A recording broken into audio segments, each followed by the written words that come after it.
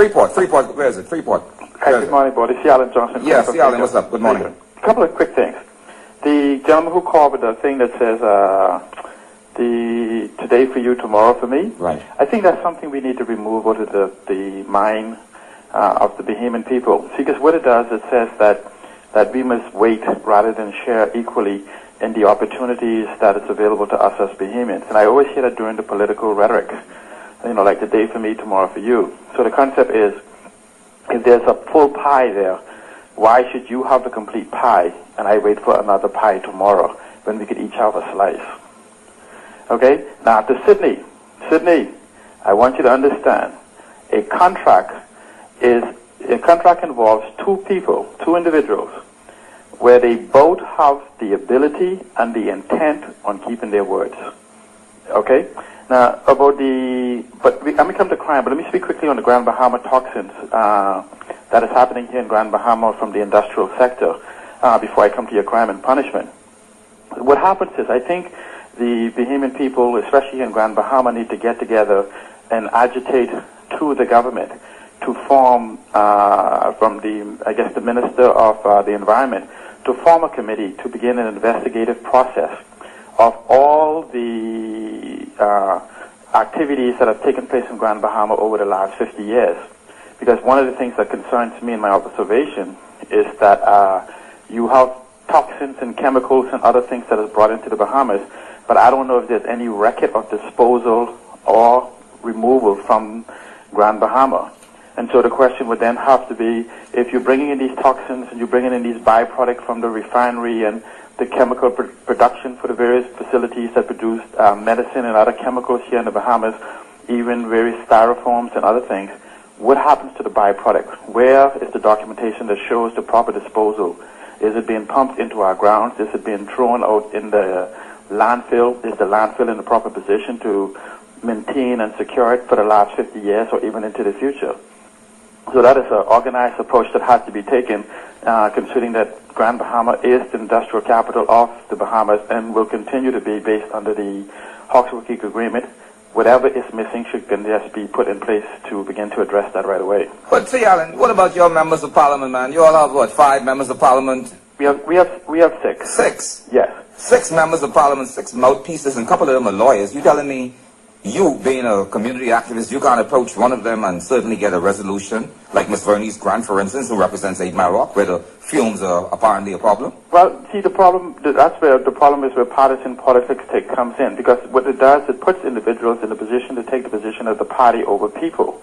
And so, and that's another process of evolution that we have to take going forward, is that we have to begin to, at least as the Bahamas as a whole, but more specifically Grand Bahama, we need to begin to send individuals that really care about its development and the security and well-being of us as Bahamians and as Grand Bahamians who knows the direction. Who are those individuals? You see anyone on the horizon? See, I think they're all amongst us, but the problem is that they don't put themselves out into the position to be attacked, maligned, and the whole process. See, you see, what you have to understand, they don't get in war. See, because politics, to me, I've always said that politics is the art of the bloodless war.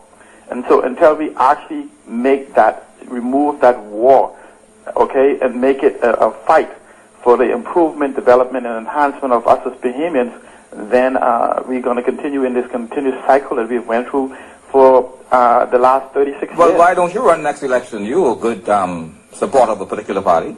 Well, yes, I am, and I am working within the party for that particular change, because it's a mindset of people. But if you go to what is called this whole shift in thinking, and what it goes to, Bodhi, it isn't a political machinery that is going to change the country. It's education. And that's what we've been lacking for the last, I would say, 40 years. You ain't able to get a D now, so we ain't doing too bad. It used to be an F one time. The problem is that what we're doing is we're using 18th and 19th century techniques. Remember now, our education system is routed into the 18th and 19th century, but we are now into the 21st century. And so what we're trying to do is we're trying to use these archaic methods of teaching and embracing information exchange, saying that we're going to participate in the 21st and 22nd century. See, because I've always said that our children should be taught today to solve problems that are yet to exist. and to begin to develop their mind and thinking. And that's why my argument has always been for us to move towards a knowledge-based economy, so we could stop being slaves to the system of foreign investment and employment, what we call jobs, which is just over broke suckers. Yeah. You know. So, but in solving a toxin problem. But you spoke on crime. Crime and punishment. Yes. Now let me share you this is my own personal opinion, and you could very easily do this. We have a sleeping giant called BTC that usually brags about the profits ranging from 20 million to 80 million, 90 million, depending on who's pushing the figures. Mm-hmm. Now, if you were to just use a simple formula, remember now we get preferential bonds and prices that the government could put out to fund a hospital and a prison, a proper judiciary, including a prison system. Let's use a mark figure that costs us $500 million, $500 million. If you would just use the same formula of just walking into, say, Royal Bank or Bank of the Bahamas or whatever, and borrow that $500 million at 12 years at 10% interest alone, the payments on that will come to about $57, $58 million per year. Let's round it up to $60 million a year. And remember, this is at 10%. In 12 years, so that we could approach 2020 in this new Bahamas. And clearly, if BTC is generating even half of that, we eliminate that. But when we begin to look at the effect of the savings that we would have, the peace and tranquility of the individuals that would know they are safe, they are secure. We have a justice system that brings immediate justice, where we could have individuals charged with a crime. We could embrace the concept of a speedy trial with 180 days, and where from the time of charge to conviction, we could be finished with the case in 180 days. Individuals sitting inside of waiting for a coroner's inquest. So all we have to do is just create this master plan and find it. And remember now, this stretches across 12 years. See, the problem is that we must get our politicians to stop thinking in 4-year intervals. And I don't use the 5 years, because what happens is once they get elected, they have a 4-year plan. And then they have a 1-year plan of getting elected.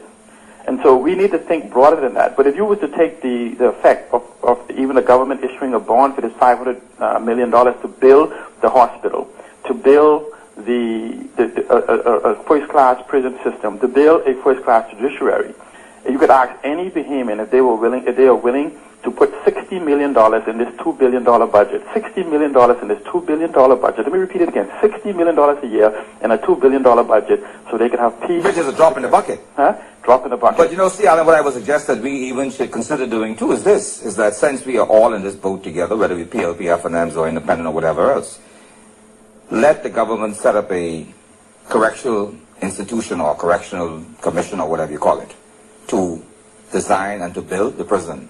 But sell bonds to the Bahamian people, sell shares to the Bahamian people. But the same way you sell shares of Batelco or BEC, let the Bahamian people be a stakeholder in whatever else. Right, but Bodie, do you know the government could even take the position of privatizing the prison system? Precisely. You know, and so we could privatize the prison system.